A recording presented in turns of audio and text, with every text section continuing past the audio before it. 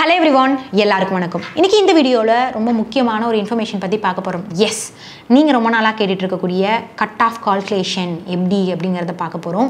அதுக்கு முன்னாடி நம்மளோட இன்ஸ்டா பேஜை ஃபாலோ பண்ணாதவங்க, நம்ம பேஜை ஃபாலோ பண்ணாதவங்க உங்களுக்கு யூஸ்ஃபுல்லா இருந்தா கண்டிப்பா ஃபாலோ பண்ணிக்கோங்க. அண்ட் நம்ம டீமோட இணைஞ்சிருக்கணும் அப்படின்னா டிஸ்கிரிப்ஷனை போய் செக் பண்ணி பாருங்க.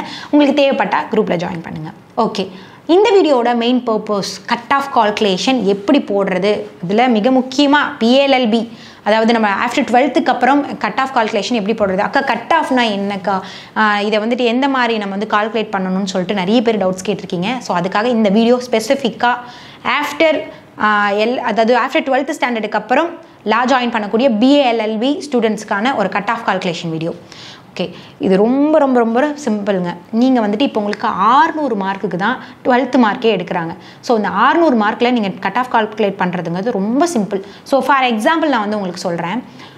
இப்போ நீங்கள் வந்துட்டு ஒரு பயாலஜி குரூப் எடுத்திருக்கீங்கன்னு வச்சுக்கோங்களேன். இப்போ பயாலஜி குரூப்னா தமிழ், இங்கிலீஷ் இருக்கும். அதை தாண்டி பயோ, மேக்ஸ், கெமிஸ்ட்ரி, ஃபிசிக்ஸ் இந்த 4 சப்ஜெக்ட் இருக்கும். அதே மாதிரி கம்ப்யூட்டர் சயின்ஸ் குரூப்பில் இந்த பயாலஜிக்கு பதிலாக கம்ப்யூட்டர் சயின்ஸ் பேப்பர் இருக்கும். ஸோ இதே வந்துட்டு commerce and arts and science, அக்கௌண்டன்ஸுங்கிறது அந்தந்த சப்ஜெக்ட்டுக்கான மெயினான கோர் சப்ஜெக்ட்ஸ் இருக்கும். இதில் தமிழ், இங்கிலீஷ் இதை மட்டும் விட்டுருங்க. தமிழ், இங்கிலீஷை விட்டுட்டு மீதி 4 சப்ஜெக்ட் இருக்குங்களா, அந்த 4 சப்ஜெக்டில் இப்போ கட் ஆஃப் கால்குலேஷனை பொறுத்த வரைக்கும் ஃபஸ்ட்டு என்ன பண்ணுறீங்க அப்படின்னா, தமிழ், இங்கிலீஷ் ஸ்கோரை மறந்துடுங்க. இப்போ வந்துட்டு ஒரு இந்த சப்ஜெக்ட் எடுத்துப்போம், பயாலஜி எடுத்துப்போம். பயாலஜியில் 100க்கு நீங்கள் ஒரு 80 மார்க் எடுத்திருக்கீங்கன்னு வச்சுப்போம், அந்த 80. அடுத்ததாக கெமிஸ்ட்ரியில் ஒரு 85 எடுத்திருக்கீங்கன்னு வச்சுக்கோங்க, 85. அதுக்கப்புறம் ஃபிசிக்ஸில் ஒரு 75 எடுத்திருக்கீங்கன்னு வைங்க, 75. அடுத்ததாக பயாலஜியில் வந்துட்டு ஒரு 80 எடுத்திருக்கீங்கன்னு வச்சுப்போம். நான் பொதுவாக ஒரு குறிப்பிட்ட மார்க்காக சொல்கிறேன். அப்போ இந்த 4 கூட்டினா 320 வருது. அதாவது 400க்கு 320 வருது. கட் ஆஃப் அப்படிங்கிறது உங்கள் தமிழ், இங்கிலீஷ் சப்ஜெக்டை விட்டுட்டு மீதி இருக்கக்கூடிய மெயினான 4 சப்ஜெக்டோட மார்க்கை நம்ம டிவைட் பண்ணுறது தான் கட் ஆஃப், வேறு ஒன்றுமே கிடையாது. ஸோ இப்போ 400க்கு வந்து பார்த்தீங்கன்னா 320 மார்க் நீங்கள் எடுத்திருக்கீங்க. இப்போ இதில் எப்படி கட் ஆஃப் கால்குலேஷன் பண்ணலாங்கிறத பார்க்கலாம். 400க்கு 320 எடுத்துருக்கிறதால அங்கே மொத்தம் நம்ம எவ்வளோ சப்ஜெக்டை வந்து கூட்டியிருக்கோம்னு பார்த்தீங்கன்னா 4 சப்ஜெக்டை கூட்டியிருக்கோம். இப்போ 320 டிவைடட் பை 4 அப்படின்னு நீங்கள் போட்டிங்கன்னா 80ன்னு சொல்லிட்டு வரும். அப்போ உங்களோட கட் ஆஃப் என்னன்னா 80. இவ்வளோ தான்.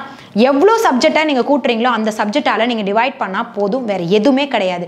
320 வகுத்தல் 4ன்னு போட்டு பாருங்களேன், 80ன்னு வரும். இதுதான் உங்களோட பர்சன்டேஜ், இதுதான் உங்களோட கட் ஆஃப்.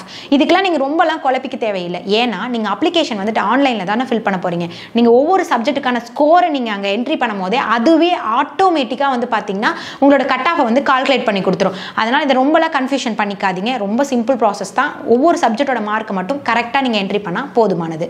ஸோ ஓகே, இந்த வீடியோ பொறுத்த வரைக்கும் BLLB ஸ்டூடெண்ட்ஸ்க்கான கட் ஆஃப் கால்குலேஷன் எப்படி பண்ணணுங்கிறது போட்டிருக்கோம். அடுத்தது LLB ஸ்டூடெண்ட்ஸ்க்கு பார்க்கலாம்.